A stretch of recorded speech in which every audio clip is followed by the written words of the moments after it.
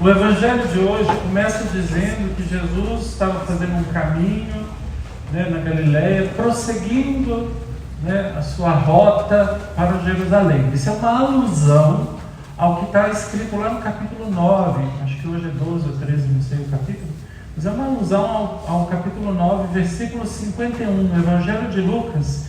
É uma espécie de dobradiça. Lá no capítulo 9 é um marca-texto, um negócio assim que dali para frente mudou o rumo da história de Jesus.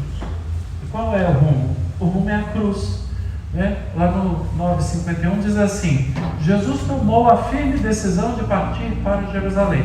E hoje, né, Jesus continuava o seu caminho para Jerusalém. Então, qual é a firme decisão? Lá pelo capítulo 9, ao que parece, Jesus já começa a ter noção clara do que está acontecendo no entorno dele, de uma rejeição profunda à sua mensagem que vai resultar na cruz.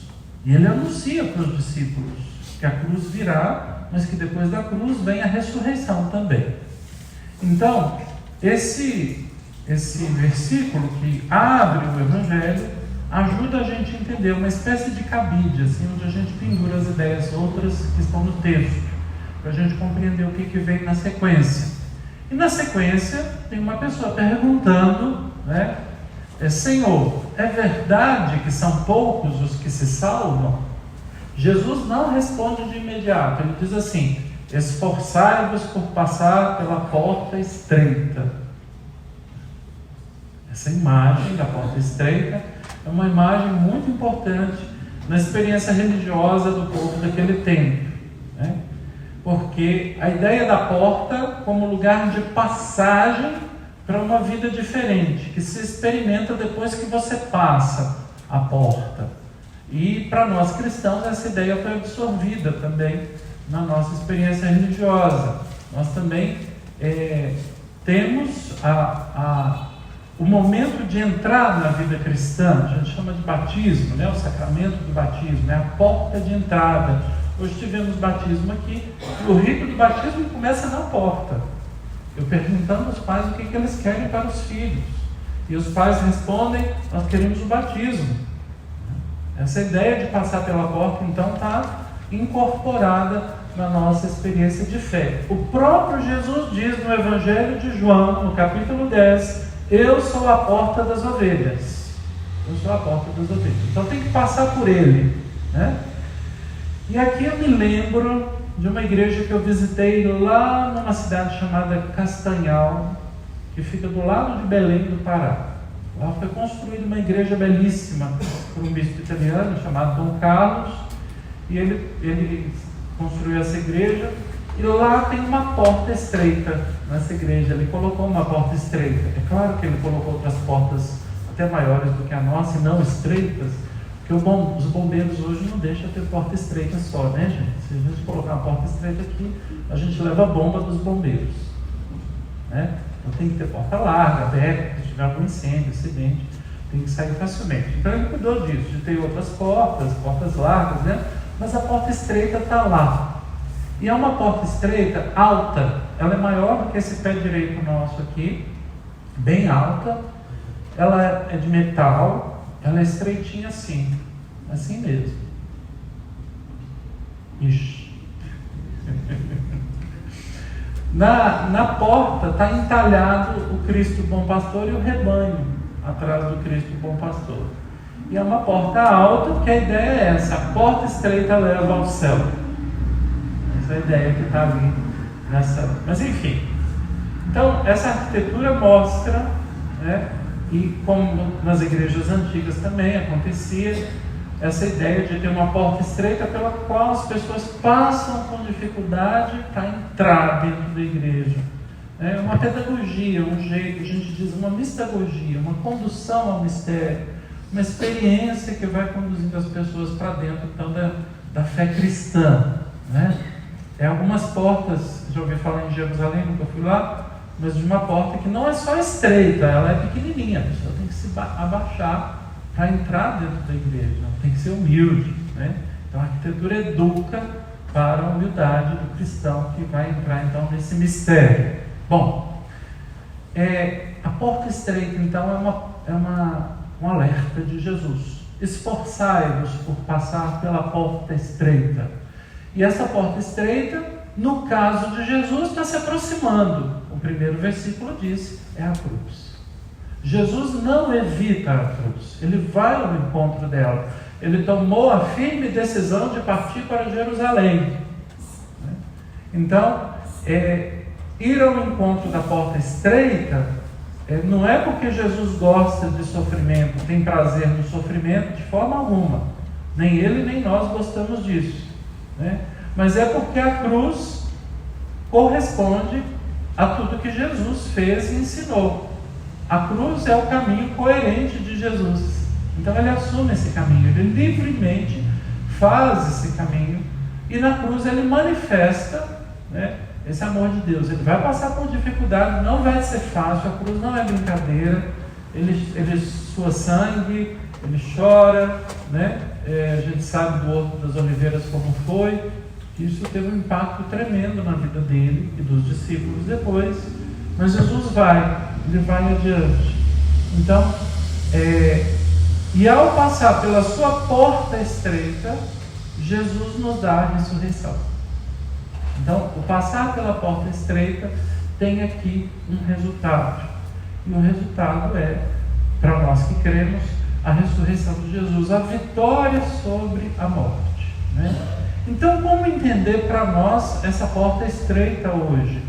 Eu vou contar para vocês uma história que foi contada por Rubem Alves. Rubem Alves era um teólogo protestante, e ele escrevia muitos livros, né? Vocês já devem ter lido alguma coisa dele, escrevia muito bem, muita coisa bacana.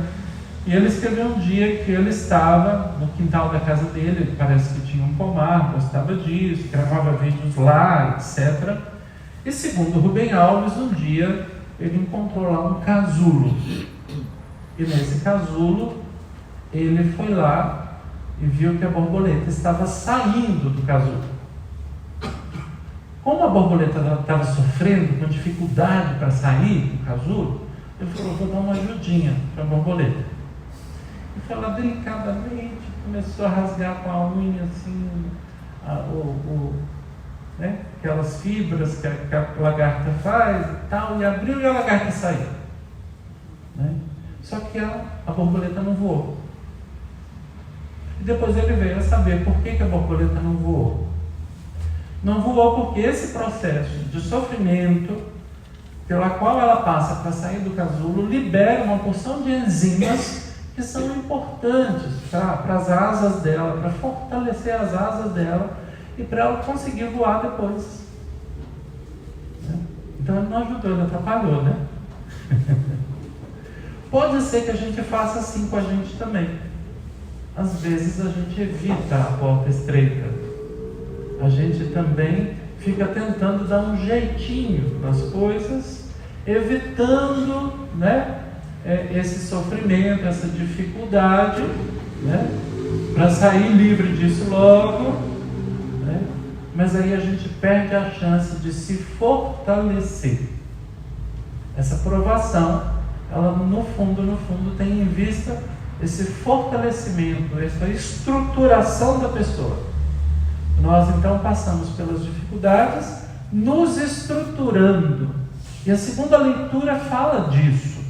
Deus, né, Ele é um Pai que nos ama e que nos educa com muitas correções, né?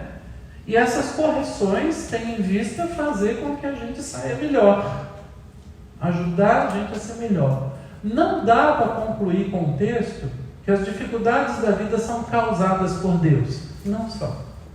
Muitas vezes, a maioria delas são opções nossas, são escolhas ruins, são dificuldades às vezes impostas por outras pessoas com as quais a gente convive, né? Então vem de nós mesmos, né?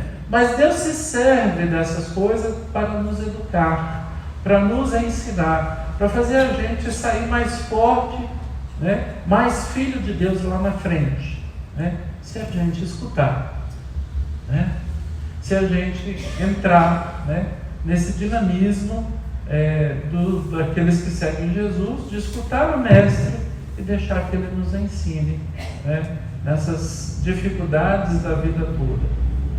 Esse exemplo de Jesus, ele é muito bonito, ele é muito fecundo, porque vale para muita coisa. Vale para as coisas que a gente vive pessoalmente, as dificuldades pelas quais a gente passa, as angústias que a gente sente, os problemas que a gente vive, né? E o segredo é não correr disso. O segredo é a gente ir, enfrentar, passar pela porta estreita. É isso. Às vezes a dificuldade é familiar, né? E quando essa dificuldade é familiar, é abraçar juntos. É todo mundo assumir mesmo e pegar o boi pelo chifre. Vamos pegar junto essa situação. Vamos viver junto isso. Vamos tentar achar um caminho. E se não der certo? Se não der certo, a gente sempre chora.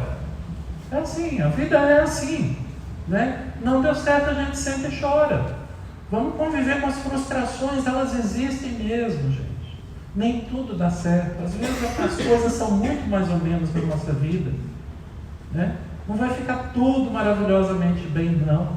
Esse mundo aqui é tudo muito fragmentado, muito mais, né? Não tem que dar conta disso, né? Nada é pronto, nada é inteiro, né? Então, nas famílias acontece isso também. No trabalho, na vida social, né? Na vida política, econômica, na vida mundial, né?